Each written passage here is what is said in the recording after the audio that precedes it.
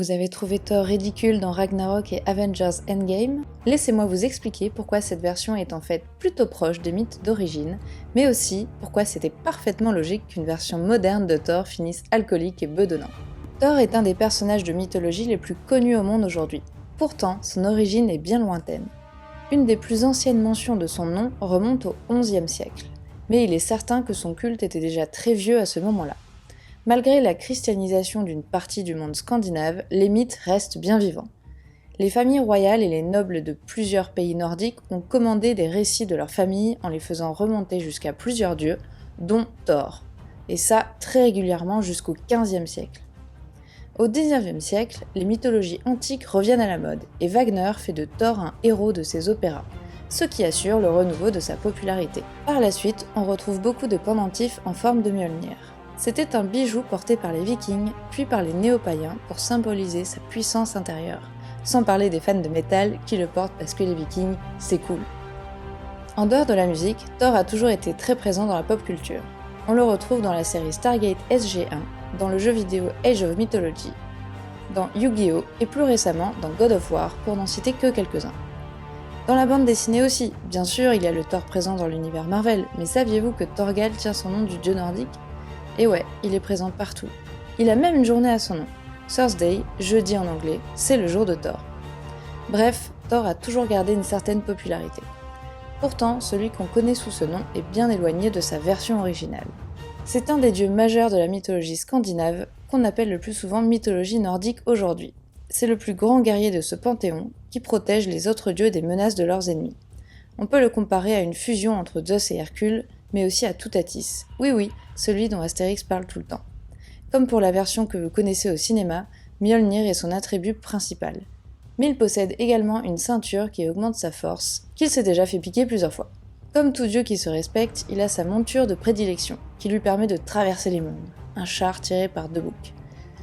Je vais écrire leur nom à l'écran, parce que je n'ai aucune idée de comment prononcer ça. Voilà. Sa femme n'est pas Nathalie Portman, mais Sif. Vous savez cette nana qu'on a vue 2 fois et qui a disparu sans explication parce que...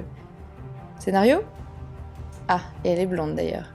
Il est le protecteur d'Asgard et de Midgard, le guerrier par excellence. Mais bon, il lui arrive quand même des trucs assez étranges. Ce qui est intéressant avec la mythologie nordique d'ailleurs, c'est que les textes ne parlent pas avec révérence et peur des dieux.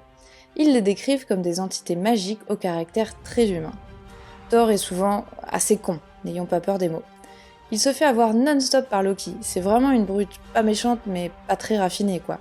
Je vais vous raconter une des aventures classiques de Thor, qui est présente dans un des Eddas, un texte du XIIIe siècle, mais dont j'ai lu une réécriture moderne. Je parle bien sûr de la mythologie nordique de Neil Gaiman. Vous savez qu'on le vénère chez les nerds à vif.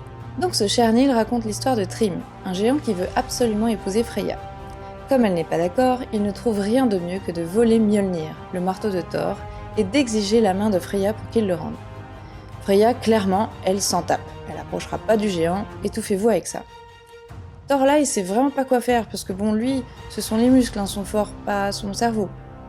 Heureusement, il est bien entouré, puisque Heimdall suggère que Thor se déguise en Freya pour aller le récupérer lui-même, avec Loki qui l'accompagnera déguisé en sa servante. Évidemment, Thor ronchonne qu'on va mettre en doute sa virilité pour si peu, comme quoi, du XIIIe siècle au XXIe, ça n'a pas beaucoup changé. Loki clairement vit sa meilleure vie en voyant Thor déguisé de cette façon. S'il y avait Instagram à Asgard, là, il aurait fait une story en live, mais direct. En arrivant chez Thrym le géant, Thor déguisé ne sait pas se tenir. Il dévore plusieurs bœufs, volailles, saumons, et il arrose tout ça avec 3 tonneaux d'hydromel. Bon, le géant s'étonne de cet appétit, mais heureusement, Loki sauve l'histoire en racontant que Freya n'a pas mangé depuis 8 jours, tellement elle attendait cette rencontre. Loki demande ensuite qu'un cadeau de noces soit apporté à Freya. Mjolnir bien sûr. Le géant ne voit pas clair dans le jeu de Loki et ramène le marteau. Sur ce, Thor se révèle et massacre le géant et toute sa famille avec le dit marteau. Ça leur fera les pieds. Non, Thor n'est pas connu pour sa subtilité. Avec ça en tête, est-ce que vous critiquez toujours le jeu potage de Chris Hemsworth ? Pour moi, Taika Waititi et lui ont parfaitement compris qui était Thor.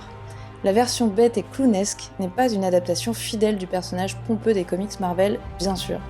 Mais elle est plus proche des textes d'origine de la mythologie.